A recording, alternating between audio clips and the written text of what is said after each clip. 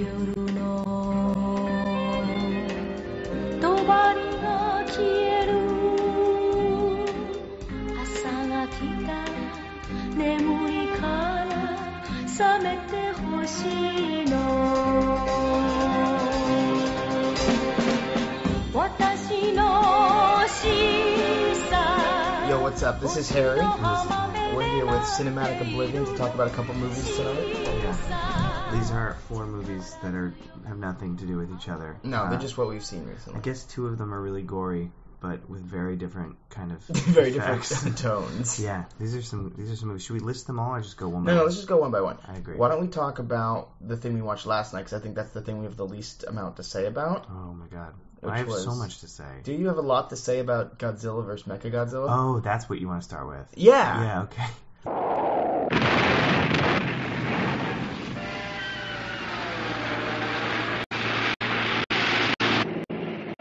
Something's wrong. Anguirus shouldn't attack his friend, Godzilla.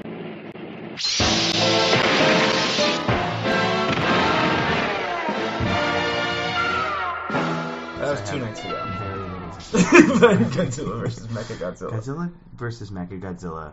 I always want so badly to like a Godzilla movie. So Nick and I, this is our probably 4th or 5th time trying to get into Godzilla.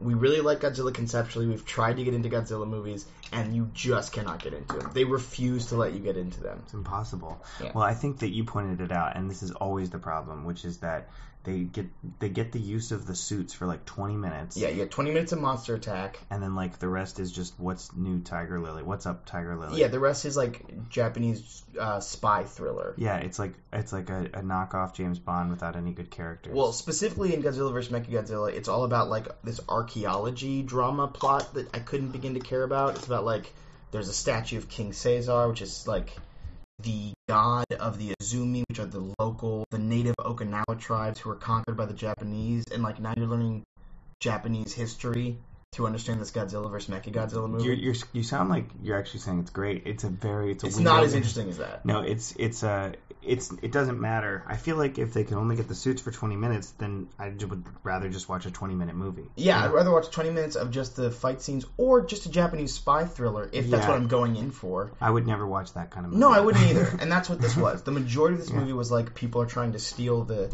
King Caesar amulet, or not amulet, statuette, and like we've got to protect it in the Archaeological Society. But this is all told through just long scenes of dialogue.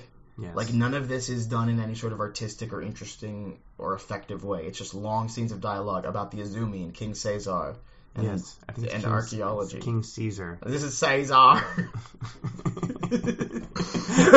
Yeah, we would have preferred the Caesar's Palace of Nick. Yeah. What up? It's your boy Caesar. Well, ribbit! Blah, blah, blah, blah! It's Prince Charming. I'm 17 years old. My catchphrase is, let them eat cake. That would have been much awesome. more entertaining. But King Caesar is actually kind of cool. He's like a giant lion He dog. looks very Muppety. He looks a lot like a Jim Henson thing. Well, that's the thing. The monster attacks are cool. The first monster attack comes in like 20 minutes. You got Anguirus right off the bat. Anguirus fights Godzilla that turns out to be Mechagodzilla in disguise. And there's explosions, and there's fire, and things falling apart. And it's really cool. And it happens very early on. And you have to wait like literally an hour for more giant monsters. And then by the time they show up, you're like, I'm sick of this. I don't have energy for giant monsters now because I'm drained by your bullshit movie. Yeah, well, but I will say this, okay?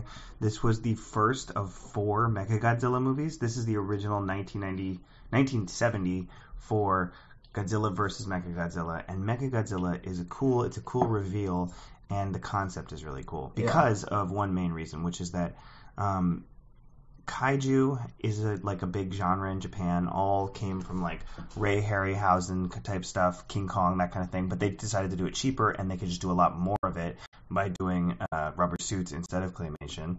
And then there was this other genre, you especially see it in like anime of the 80s, although this is before that, called mecha, which is all like giant robots. Yeah. And that's a different genre. Also, there were like robot superheroes in a lot of Japanese movies, like Jet Jaguar. But kaiju and mecha have always had a huge crossover. Right, and so this is the first time we really see that crossover in the Godzilla series. Yeah. Because you have a full mecha not just any mecha monster, but you have a mecha Godzilla. Yeah, so yeah. it's like a good evil twin thing. And there's also, you reveal halfway through the Mechagodzilla's being controlled by these ape aliens. Yeah, they decided to kind of blend Planet of the Apes with Beneath the Planet of the Apes, because in Beneath the Planet of the Apes, they reveal mutants that live under the surface that when they die, they go, I will show you my true face, and they pull their face off to reveal like a mutant face. And in this one, when the ape aliens got shot, they just kind of made like a chimpanzee noise, and then their face They turn it from humans to apes.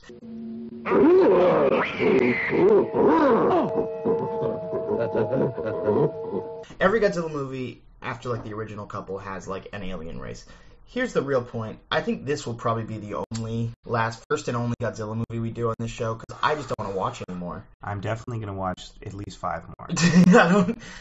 I would watch Godzilla versus the Smog Monster, Yeah. but that's probably all I can say. And the original. We should talk about the original. I could watch the original. But here's the thing about the original. It's a good movie, like, as its own thing, but now with hindsight and with, decades of Godzilla stuff, like, I doubt it's interesting anymore. You told us about a movie called Fantasia, Godzilla Fantasia. Godzilla Fantasia that I saw on the Monsters HD channel when I was 14.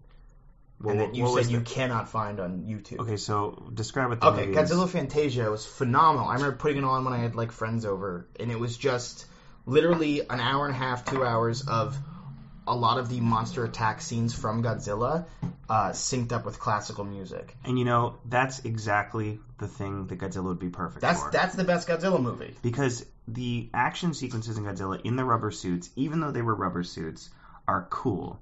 They are they have this really cool vintage look.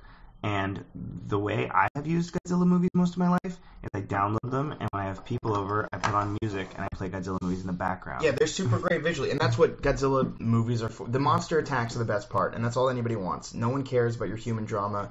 No one even wants dialogue. Just have Godzilla fighting things. Just make the movie 30 minutes if that's all you got. Make it a music video of Godzilla destroying the city. Make it a 30-minute concept album like Lemonade, and I'll watch it. Call it Godzilla versus, Inner Conflict. And I'll watch it, but I did really like seeing Mechagodzilla at the beginning. It gave me hope. Then the movie put me to sleep with it was so dope. This long, literally, I mentioned earlier, one of Woody Allen's first movies, What's Up Tiger Lily, kind of a predecessor of MST3K and Riff Tracks and stuff like that in a lot of ways, was he just got the rights to a shitty Japanese spy movie about finding microfiche on a cruise ship. It was so mindlessly boring. And he added his own dubbing that he just wrote himself. Yeah. Like, he dubbed a completely different movie over it. That sounds like a way more interesting version of what Godzilla versus Mechagodzilla. But basically, Mechagodzilla had the same plot. Well, you know what the real sad part is? This is supposed to be one of the best Godzilla movies. Yeah, well, and I know it bored because me to fucking tears. Yeah. So what are the bad ones going to be like? Now, listeners, 7 years ago, me and Harry tried to sit through every Gamera film. Well, we did. We watched all 3 originals with the MST3K. Yeah, that made it tolerable. But even so, it was still difficult. It was really hard. Yeah, they're not good movies. But here's the thing I keep saying. Because of the monster, I want so badly to like these movies. Yeah, you want to be a fan of the Godzilla franchise because it's so up our alley. And because I love the monsters. Yeah. Like, I really do love Godzilla and Anguirus and King Caesar, and I love that there's a pantheon. It's like Pokemon. You have like a mythology of It's them. a huge pantheon. Well, Cliff, remember Cliff, who I mentioned earlier, my roommate freshman I feel like high he's school, going to become a recurring character. in college, he had 2 or 3 Xbox 360 Godzilla fighting games. And it's like, Street Fighter, but you can choose any of the Godzilla characters, and you fight on a city. Yeah. And, you could pick up buildings and hit each other with it, and every character had different attacks. And that, I think, is kind of the best, venue for Godzilla. Because you have, all these characters with their different attacks. No, totally. And that also fits in with what we always say about, certain types of anime or sci-fi. The plot is the type of attack that they're going to do. Yeah, it's like stats nerds, you were saying. Yeah, stats nerds. So, a Godzilla movie would be Anguirus is using his whatever spikes. That's totally what and the final battle... And Godzilla is using his atomic breath. Yeah, that was totally the final battle in this movie. And that's the same as Pokemon uses whatever. Yeah. Use new attack. He's evolving. We added a new gun. But it's, and that goes all the way back to... the origins of anime with Starship Yamamoto was just 2 ships and then the new weapon and the new weapon. Which is the same as Dragon Ball Z, where it's the new powers. It's kind of like the narrative manifestation of rolling the dice in a D&D Yeah, that's what he said. He said it's the story version of D&D, where the story is what the weapons are, what the attacks are, what the moves are, who versus who. Well, I mean, literally, I saw that movie Legend of the Flying Guillotine, which is a kung fu movie, and it's about a fighting tournament, and it's cut up into chapters of this person versus this person, and then it shows them fight. And it's like they made a movie of like a TV sports event. Mm-hmm. So I would be happier if the Godzilla movies were even just purely that. That would be sick, actually. As opposed to the peppering in of all of this mindless plot. Yeah. Also, even when you think you're getting a character in this movie, they introduce this woman early on where she's like in the crime scene, or not the crime, she's in like the archaeology dig of King Caesar, and they're like, "Excuse me, no girls allowed," or something like that. No press. Basically no girls. Basically that. Well, because she's a girl, they assume she's a journalist. Right, and she's like, "I'm the lead archaeologist," and it's kind of this proud, cool, like, you underestimated me moment. That's the last thing I remember her saying. She was around for other stuff, but I couldn't keep track of any of the characters. There's the one woman who's like the Azumi woman who sings the really awesome song, which, by the way, the best part of the movie is a song that a woman sings on the beach. 眠いから覚めてほしいの私のしさ星の浜辺で待っているのしさ I think it's cool that they had to summon an ancient monster by singing a very 70s song. It's like 70s funk pop song. But I mean, the musical sequence was easily the best part of this movie. It was actually dope. That was actually kind of the turning point where you got back to, like, you could literally go from the first fight between Anguirus Godzilla, Mechagodzilla, and then as soon as they introduced this, like, swarthy spy character, or cut that whole 50-minute chunk skip out of the to movie. the King Caesar song and watch the rest, and you got yourself a good 30-minute concept album. Yeah, if you actually just start with the King Caesar song, that's a good 15-minute No, you need chunk. the opening. The opening sequence is really cool, where it's this slow reveal that what you think is just Godzilla being a jerk is actually Mechagodzilla with, like, lizard skin on top. Yeah, because like he chips this Godzilla's skin off and you see the metal. Which relates to the whole idea of the apes having their ape thing under the skin. There are layers. Oh wow, dude, this to movie's deeper than I Mechagodzilla. thought. Yeah. So I said, put it on in the background and play music when your friends are having drinks, and it'll be a good background movie. Parts of it will be a good background movie. Other parts will be like, why are all these people talking on the TV screen? Why do you have a bunch of Japanese people having conversations during this party? Now I said that Godzilla vs. Mechagodzilla was less entertaining than The Wraith, and you said you disagree. An evil force took his life. An unearthly power has brought him back. He is a phantom, a wraith, a cosmic spirit given another chance. Okay, I am biased as hell. Just like when we watched Demons 2 and I had severe back pain. Yeah. As we watched The Wraith, I slowly developed either a stomach flu or food poisoning. And by the time The Wraith was ending, I felt incredibly sick. So similarly, I have the opinion that The Wraith started off really good and then slowly got worse, but it also could have just been what was literally happening to me as I was watching it. So what's some background on The Wraith? Yeah, so The Wraith, it's like an 80s Charlie Sheen vehicle, but he's barely in it. So we'll get to that. But yeah, it's like an late 80s action sci-fi drag racing movie. You ever seen one of those before? Nah, let's just add it to our collection. Basically, think Diesel Punk, High Plains Drifter. Very High Plains Drifter. Except not nearly as, like... Not as good as that sounds. Sci-fi. Yeah. It's just kind of an 80s town where there's nobody but teenagers and cops. Yeah, we'll get to that in a second. It's about road pirates. The opening scene is this guy is driving along with his girl, and these cars pull up and they run him off the road, and they say, like, you have to race for your car. And, like, so they race, but he uses dirty racing, like, nudges him off the road. And so then at the end, they take his car and make him walk. And he goes, you're nothing but a bunch of dirty road pirates. And that's when we said, oh, it's a road pirate. It's a road pirate movie because of that concept that we're all familiar with. Yeah, we all know him. You're nothing but road pirates. You gotta cheat to win. Let's go, George. Escape, pal, while you still got your lips attached to your face. I mean, like, Mad Max is the only other road pirate movie I can think of. And so we were like, is this post-apocalyptic? But no, it's just Arizona. Well, here's the thing about that, though.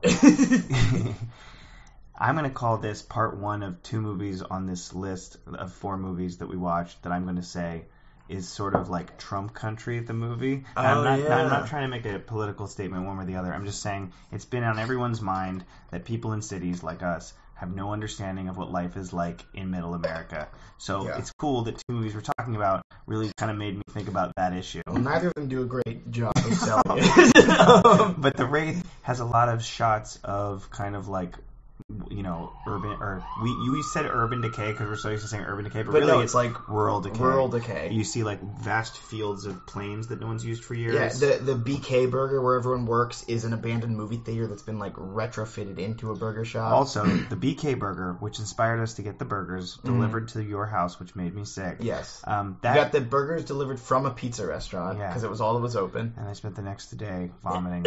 I haven't vomited like that in 5 years. Sick. But anyway, the BK Burger in the Wraith runs that town. I mean, it's like They're the only employer. it's literally Everybody in that movie works there if they have a job or they work for the biker gang. So, okay, we're getting off track.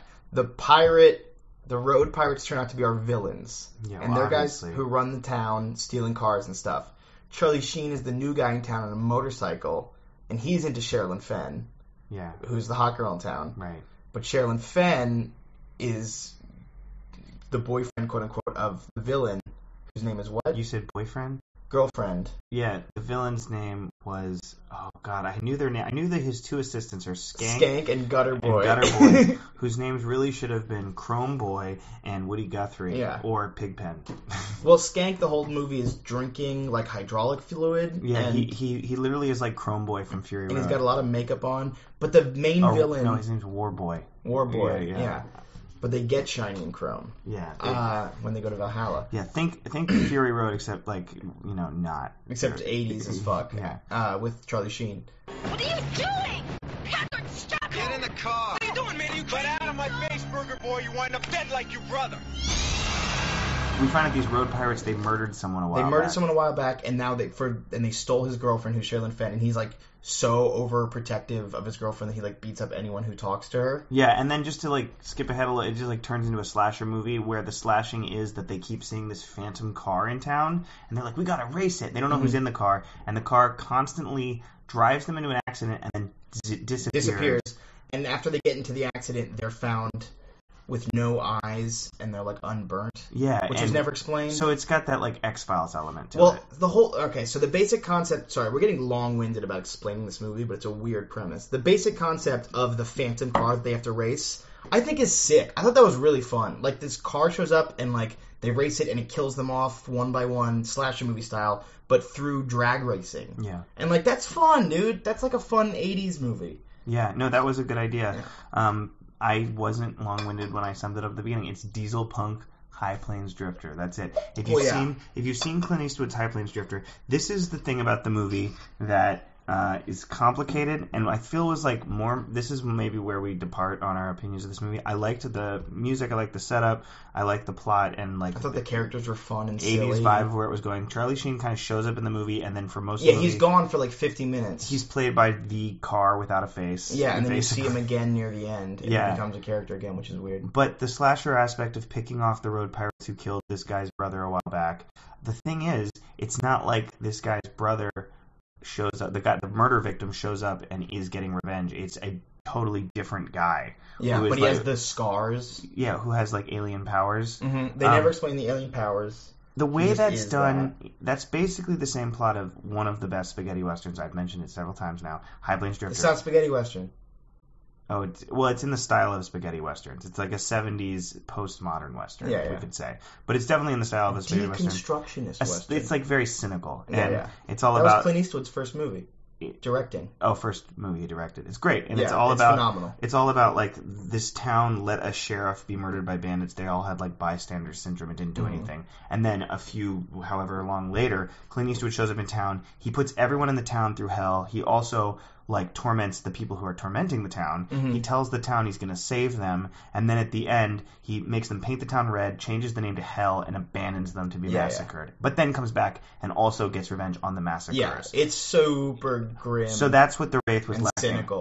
Well, the Wraith did have the bystander syndrome. There's a part where the brother of the murdered guy like tries to protect Sherilyn Fenn and gets beat up, and he like turns to the crowd. He's like, "You guys did nothing, and you did nothing for my brother." When blah blah blah. Yeah, blah. that's all you get. And then Charlie Sheen saves everyone, and it's like, okay, guys, have fun. Yeah, and then he leaves instead of like doing what he should. I'm taking the hot girl and I'm leaving town. Although, and that's the other thing that didn't make sense is he sees his brother for like a second, and it's like, I'm taking the hot girl to the moon. Yeah, I'm leaving with the hot woman. doesn't look like the man in the moon's laughing. And it's like, he always looks that way. And then at the end, it's like, we're going to go... What does he say about the moon at the end? But I don't know. It's a bad motif, is the point. Okay, so you agree with me on that. It didn't have the... It was set up like a 80s... That's the thing. When I say diesel punk, it wasn't... I mean, it had the sci-fi alien aspect, but it wasn't necessarily in like a dystopian future. It was just supposed to be some barren town in the 80s. Yeah, but I mean, like, all the junk... They have the part where they go to the like, airplane graveyard. Like, it was definitely intentional not post-apocalyptic, but like rundown dystopian, post-industrial setting. Absolutely. And the weird thing is that the town has pretty much a population entirely of teenagers and one police department. Yeah, there's one adult in the whole movie, and it's Randy Quaid as the sheriff. Yeah, well, no, there's one other adult in the like abandoned airfield who's like, "Oh, you're here for my boys." Oh yeah, Skank's uncle. You're here for Skank and Gutter Boy. Skank and Gutter Boy were standouts. They really. Skank and Gutter Boy were real fun. But we know our constitutional rights, sir. You can't just come in here and... Oh, wow. I got this problem, fellas. Augie Fisher, your buddy who got greased. I want to know who was driving the car that ran him into Kingdom Come. Nobody's seen that guy before. He hit me in the head again, Skank. Okay. I can't remember dog squeeze when it comes to getting run off the roads there, Loomis. I can see why, Skank. I can call you Skank, can I? Yeah. Unless you like Maurice better. Skank wears a lot of eye makeup, and he drinks hydraulic fluid. He's such a like scared mother's idea of what a punk is. And then Gutter Boy is like literally a mentally disabled guy. Yeah. This is like oh god, what's that movie?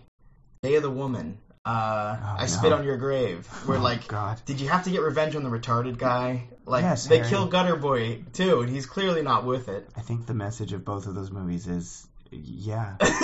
yes, we did. That's the message. One last thing about The Wraith. I want to just sum up, because I know we just kind of talked about the plot and how weird and meandering it is. I thought this was a really fun, like, very 80s action teen movie, and I'm like honestly surprised that it's not like more of a known cult movie. Like, I'm surprised like teenagers don't find this movie really fun. Yeah. No, I'd never heard of it before last week. Me kind of too. It popped up on Netflix, and I was like, "What's this?" It's from the 80s. At first, I thought it was one of the many 80s nostalgia things going on right now, and it actually was from the 80s. Mm-hmm. And it's Sherilyn Fenn and Charlie Sheen, like pretty big names, pretty known people from that era. Yeah, it's interesting. All I can say about it is it started appetizing and it ended a little nauseating because I got food poisoning.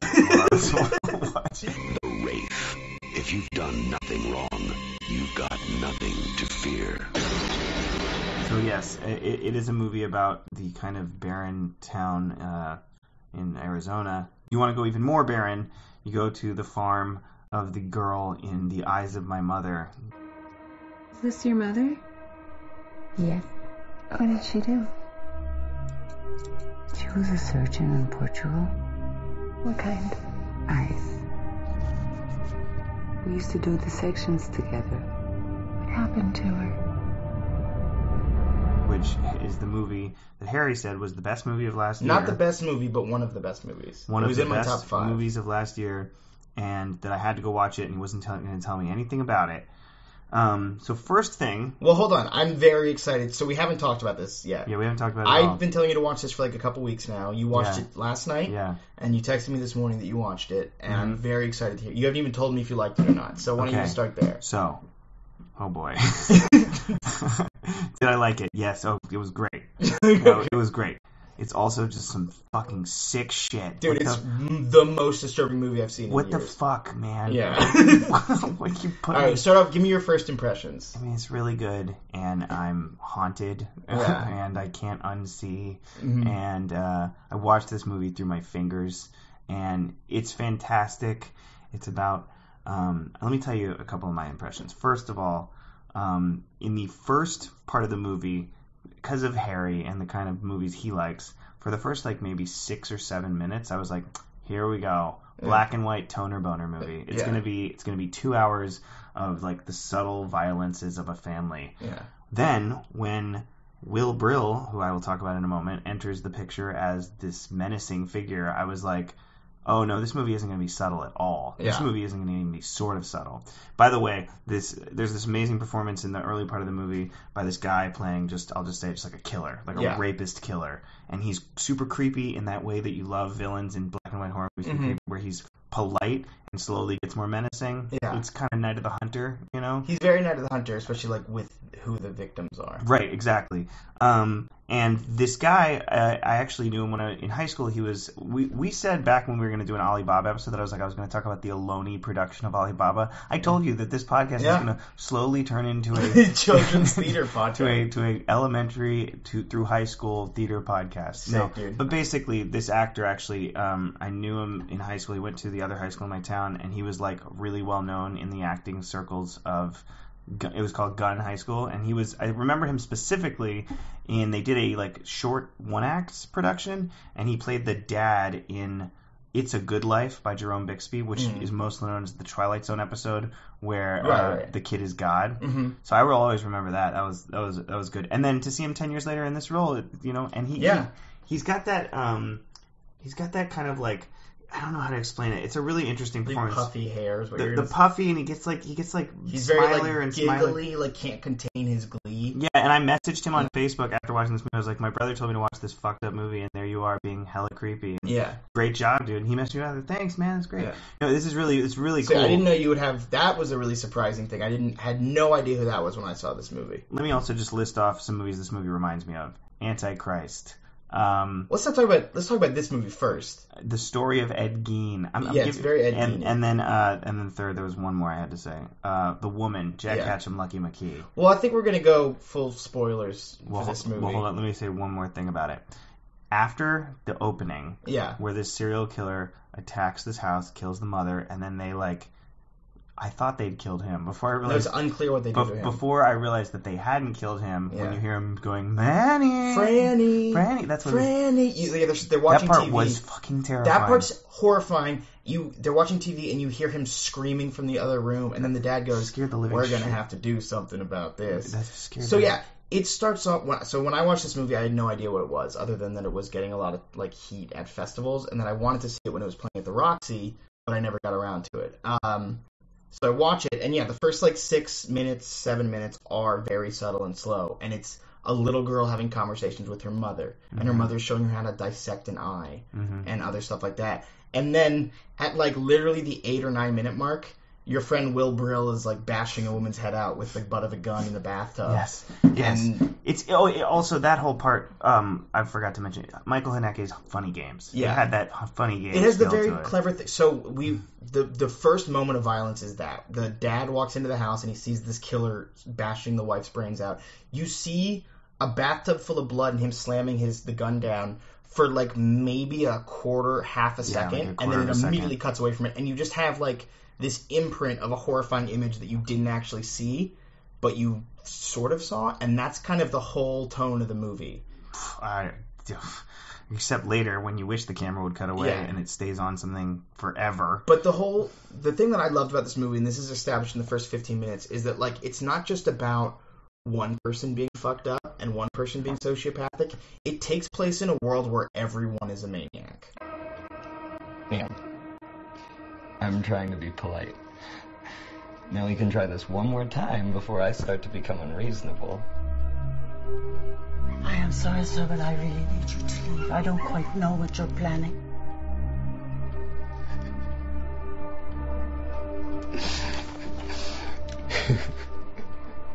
Hey there, Franny.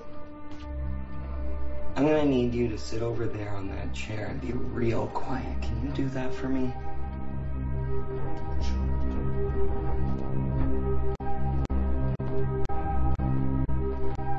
Now, why don't you be a good host and show me where that bathroom is?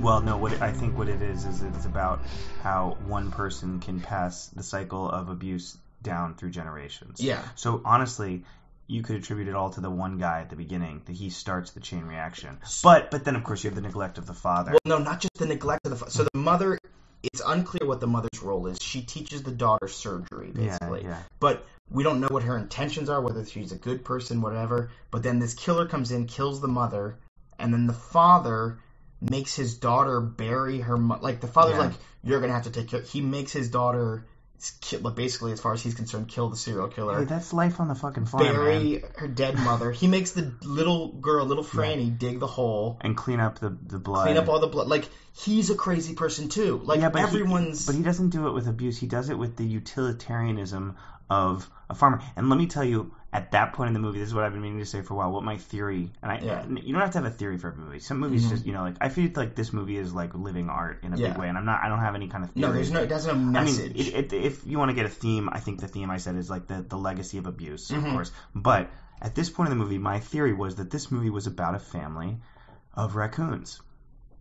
So let that land for a sec, because that was my theory. Yeah, this isn't people we're watching.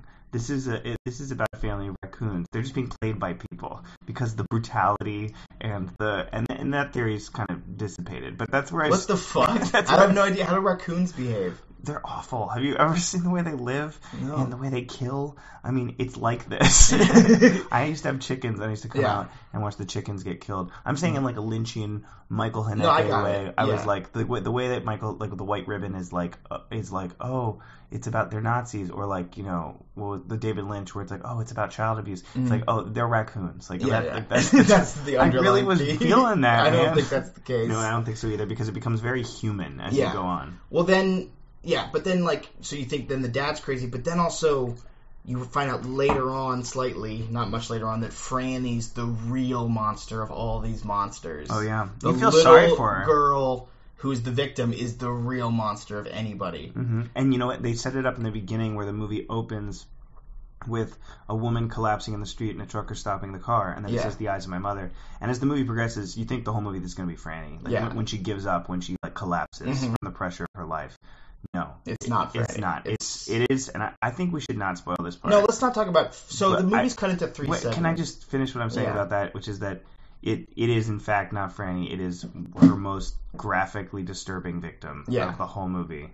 That was the turning point. Yeah, I just couldn't even. The movie's Jesus cut fucking into Christ. 3 segments: mother, father, and family. Yeah. And mother is the mother being murdered and them burying her. Yeah. Father is later in life, and then family will leave as a... Family was the moment when I was already like, this movie's sick, but I love it. Like stage 1, father, this is sick, but I love it. Stage 2, stage 1, mother, loved it. Stage 2, father, loved it.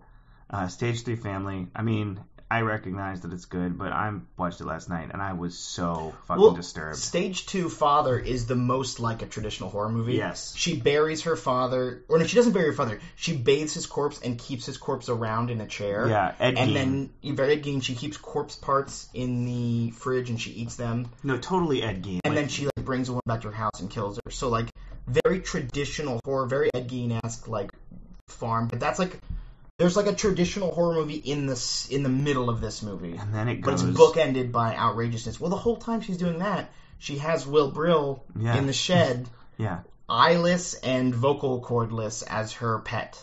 Okay, yeah, and that's the real thing that actually makes this movie so fucking fucked up. Yeah, and she keeps him there for upwards of 10 years. For a decade, and feeds him from a spoon, and...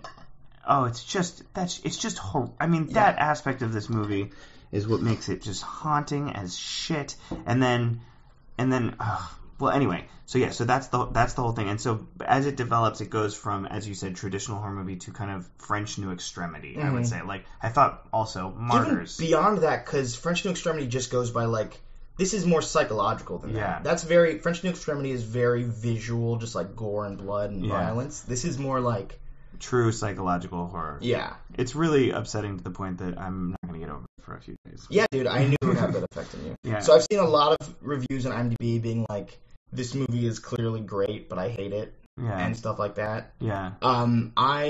It's clearly great and I love it. I think it's a phenomenal movie. Why do you do it?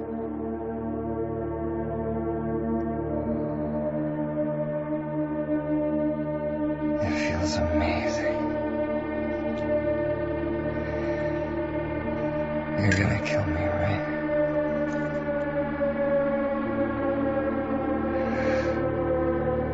Why would I kill you? You're my only friend. I love it too as a movie. I mean, it's amazing that someone made this, but I can't, in good conscience, recommend it to anyone who I care about for their psychological well-being. Well, you're the only person I could recommend. Same thing. And today, this morning, I told the high school class that I teach about this movie, and they said, "What's it about?" And I said, "It's just really sick." And they said, "No, you have to explain it." And I said, "Okay, it's about a little girl whose mom gets murdered, and then because she's lonely, she keeps the murderer without eyes and vocal cords in the garage because she doesn't have any friends." And they're like, "What fucking sick shit?" I'm like, "That's what it is." It's interesting. This guy I knew from high school's in it. And like, what the fuck, man? Well, the best part is when she gets really lonely after she kills her pet. And she digs up her mom, and she cries to her mom's rotting corpse. Yes. That's just every possible element of being a disgusting sociopath is, like, explored in this movie. Yeah. No, totally. And I just thought it was so interesting to think about the last victim with the truck and the first killer, the Will Brill guy at the very beginning. And to think that this is a direct chain reaction. Yeah, if he hadn't killed her mother, none of this would have happened. And that's I think if you want to dig a theme, that's the theme. It's like the violence begets violence. Well, that's true. I mean, when we look at abusive families, usually the abuse goes back generations, And when you look at serial killers, usually the abuse goes back generations, or the abuse goes back. It's always an inciting trauma, and it's kind of just horrifying and super cynical that it's like one dude kills literally, and he says because it feels amazing. Yeah. Can just because he decides to do it this one time just shoot this chain reaction down. And that's what really, you're right, the psychological horror is that this is a horror movie. Most horror movies take place on like a weekend. This is a horror movie that spans a lifespan. It's like a good 25 years. Yeah. Or not less than that. It's 15 years. And the torment spans lifespans. Yeah. I mean, it spans like a decade. It's hell. It is hell. Yeah. Like, this movie is hell. Well, the cool thing about it, too, is that it doesn't really... I thought it might be a period piece. It might take place in the 50s, because the whole movie takes place on this farm. Yeah. She goes to a bar at one point. At one point. That's the only other location. So the farm and the roads around the farm. Like, and so you don't see, even though she grows up, you don't see anything change. You don't see anything change. It's unclear. It could be right now. It could be 1955. Like, telephones and radio are like the newest technology that they have. Yeah, it's true. It could be. Or it could be like The Village by M. Night Shyamalan. She's just integrating technology. People are observing her. Yeah. My only critique is at the very end, the last scene was a little bit anticlimactic. No, there really wasn't any other way it could end. I mean, it was just like, it wasn't an ending that anything had been really like, I mean, I guess you could say it had been building to it, but it wasn't an ending where like, and finally you get this ending. It was more just like, well, this story has ended. Like, you've watched this character, you've watched everything that happened, and now it's over. Do you want to watch things like continue from here? No. No, I know. It could have ended there. It was literally the way it went with her grabbing the knife and getting in the corner that I thought was like a little like. You wanted more? Or no, I wanted less even. Like, accept your fate or don't, but like the whole weird thing with like, I'm going to fight them off while holding my child. Like, it seemed out of character almost. Well, it's interesting, right? Because I think we can, I mean, you could have gone really on the nose and had her, like, murdered by the police in front of the child who then covered in blood is in slow motion, like, I'm going to keep doing shit. But they didn't. They left it a little more ambiguous, so I liked that. God. I do recommend this movie to anyone who can stomach a disturbing movie. If you're someone who can sit through, like, Salo, a Serbian film, and maybe even Henry Portrait of a Serial Killer, you could graduate to this. Yeah. A few weeks ago, after I listened to the last podcast on the left about Henry Lee Lucas, I wanted to rewatch that movie, and my girlfriend was home, and she was like, "What are you watching?" And I was like, "Oh, I was going to wait till you go to bed to watch this because it's really upsetting." And she was like, "I can hang." And then at the end, she was like literally frowning at me, and I was like, I told you this was an upsetting movie." And she was like, it's really upsetting. So like that's how I described it. Good thing she's out of town when you're watching Eyes of My Mother. I'm so happy because she would have been down for the first 2 segments, but then I think that it would have affected our romantic life. That's like what I said. What I said when I was like, after I watched a Serbian film for the first time, and I loved it, and I gave it a 9 out of 10, and I was like, I love this movie, and Mom would love me less if she knew that I loved this movie. So, to our loved ones, don't watch Eyes of My Mother. But to anyone with an opinion about movies and anyone who can handle some heavy shit, this is a fantastic movie. Well, I will say this. Don't watch it with the kids. Yeah, I will say this last farewell as someone who's maybe more into that stuff than you tend to be. I went into this not knowing anything about it and not knowing that it was going to be one of the most disturbing movies I ever saw, and was very pleasantly surprised by that fact. Yes, I went into it knowing it was supposed to be disturbing, and then by like an hour in, I was like, "Oh, this is disturbing, but I can handle it." And then at the end, like, I can't handle this. This is mental.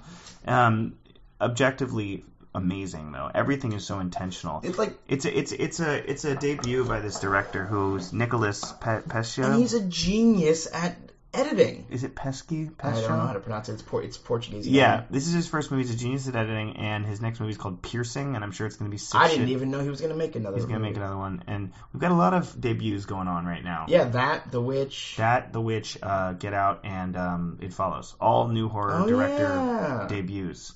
So it's like maybe the dawning of a good era for horror. Watch all these guys disappoint. They're all going to become Shyamalan. It's like, will you all just like please keep doing this? No, they're all going to be hired by studios to make reboots. Well, to you four that we just mentioned, don't. Don't do that. All right, let's talk about our last movie. Yeah, this is also a horror movie. A horror movie from the 80s that was actually banned in 18 states and never released. And we only have it because one high schooler recorded it on VHS. From a Michigan public access show. Minnesota public access. Oh, I always get those two confused. Yeah. With apologies to Minnesota, home of Slug from Atmosphere, and Michigan, home of that one Sufjan album, and also Eminem. So the movie... Michigan's also where your favorite movie It Follows takes place. Hey, this movie took place in Chico, California. We are talking, of course, about Dude Bro Party Massacre 3. Not to be confused with Dude Bro Party Massacre 1 or 2. This summer, Motherface returns for the final chapter. I'm here to find out who murdered my brother. So brutal, so twisted, so... You ruined my life! So, I was at work on Saturday, 2 weeks ago, and you came in, and it was like midnight, and you had been out at a karaoke bar. Killed it at that fucking karaoke bar. And you were like, dude, you're off work soon. Come over to my house, and I want to show you a movie called Dude Bro Party Massacre 3. And I was like, dude, I literally just finished a 16-hour day of work. I'm going to go home and go to sleep. And I was like, no, trust me, this movie's amazing. It's really good. Yeah. So I came over to your house at 2 a.m. or so, and we watched Dude Bro Party Massacre 3, and I loved every second of it. And keep in mind, I had just watched this movie the night before, Mm-hmm. and I was like, I am so into it, I want to watch it again. Which is funny, because, like, if you don't know me, I don't really like comedies. Like, we watch upsetting movies or, like, old horror movies. We very rarely watch comedies. We barely ever do. And everyone else, like, I am still too fucking snobby to just enjoy a comedy. Which is stupid. I wish I enjoyed more comedies, but it's honestly because I just, like, only find certain things funny. And this show, because we're such... This movie. Yeah. Because we're such slasher fans. So it's obviously not actually from the 80s. It's actually a pretty recent movie. It came out in 2015. It's meant to look like a movie from the 80s, and they get the lost film look better than I've seen it before. They get it better than, like, any of the VHS movies. Yeah, and there's been a lot of, like, meta horror comedies that are good. You had Tucker and Dale vs. Evil. You had Cabin in the Woods. And then you was that movie you talked about, All Cheerleaders Die? No, that one's not really part of that. Final Girls was the one. Final Girls was all right. And then there's also one called Detention that was really bad. I didn't see that one. That's from like 2012. So those are good meta horror comedies, but this one, in my opinion, is the best one. I mean, the best horror comedy. It's way better than any of those, I would say. I would say it's. I liked Cabin in the Woods a lot. I would say this is a lot funnier than Cabin in the Woods. Yeah, way funnier. We're talking about slasher comedies because like there are other great horror comedies. Sure, yeah. Like Shaun of the Dead's probably the greatest horror comedy. Maybe, I don't know. But this one's one of the best slasher movies, or the best slasher movie comedy I've ever seen. We've watched it now 3 times. We just watched it I've only seen it twice, but yeah. I've watched it now 3 times. And what we're talking about that's good about it is they fully commit to every aspect of recreating an 80s movie. Well, it's a not found footage, but it's a like lost film comedy. But they make it like they would make a real movie. They pay so much attention to detail, and they like really care about building fully realized characters and having every joke has a setup and a payoff. Like it's all very well written and crafted, and it's like people who made it clearly care about the filmmaking elements. I remember I was just put it on a whim and just being carried away by like I feel like I'm watching a slasher movie I forgot to watch. Well, in the first, it opens with this montage like what you missed last time of the first 2 Dude Pro Party Massacres, and it's this really well edited and fun murder montage. Yeah. Like from the supposed first 2 movies, and it's nuts, and it like gets you so hooked. Yeah, if you're used to slasher movies, it just hits all the marks. But it also sets the bar because it starts off with so much gore that it lets you know that like this is going to be like a. It's nice to see comparable gore to Eyes of My Mother, but done in a way that makes me desensitized. It's way more gore. I know, it's way more literal blood and viscera. But it's desensitizing, so that I can kind of be like, oh yeah, fiction. It's all fiction. There's a part in Dude Bro Party Massacres where a woman has a fetus chopped out of her stomach, and it's way less disturbing than anything in Eyes of My Mother. Yeah, no, agreed. It reminded us also of a book we both like called Ape Shit. Yeah, it's very ape shit. Which is by a bizarro horror author from Portland named Carlton Mellick III. Yeah. But it has that like parody of horror movies by not just being funny and like making fun of tropes, but actually by like doing it legit doing it. Yeah, and like also setting up, creating atmosphere, making things scary, making characters real, and also taking like a page out of like Peter Jackson's book with like Dead Alive of just like going all the way with the gore. Yeah, they don't like compromise any element of it. Yeah, and it's practical effects. It's really There's no CGI. Yeah, really dope. That's the cool thing is like this is like a movie made by internet sketch comedians. Yeah, it's by 5-second films. Yeah, but it's all very much like focused on the craft of filmmaking. Yeah, and they have the third time I watched it now, I see like how much detail is put into every character is set up. Even these like throwaway characters are set up as like, here's the thing about this guy. Yeah. Now here's a scene where like someone's scared of a stuffed dog, and then the guy looks at the dog. 80s music plays where he's like, I bought my brother this dog, and then he's like, but I have to make him trust me. I hate dogs too, and rips the head off. And even like a dumb joke like that is like, you just like told us so much about 2 characters. Give too much characters and their relationship through jokes. All this character establishment and relationships are set up through jokes, but they're like they further the plot. Yeah, no, exactly. It's and every even at the end that you're watching like something with the level of seriousness as like a scary movie. You would never give a shit about a character from one of the scary movies. Yeah. And for some reason you're like, oh my god, like the 80s music starts playing in the background. They do a flashback, and I'm not saying you like feel like it's a real movie, but you feel something. Yeah. You know? Well, there's the part where like they find out that the main character's been lying to them, and they have like a dramatic freak out. I trusted you, and he rips his shirt off, and it's hilarious. But it's also like this is a legitimate character arc these people are having. I'm rescinding your pledge. Oh, no! I don't care! I'm not even here to pledge! I'm here for Brock! To find out what happened to him and avenge his death! Not to bro out with you dudes! You lied to us. No. I trusted you! Who are you? In this like dumb comedy, and the whole thing is we're talking about how like, hey, it's a real movie. Like, well, yeah, we watch lots of real movies, but like this is a really over the top comedy. Yeah, and we're just super stoked that they actually cared on the other elements.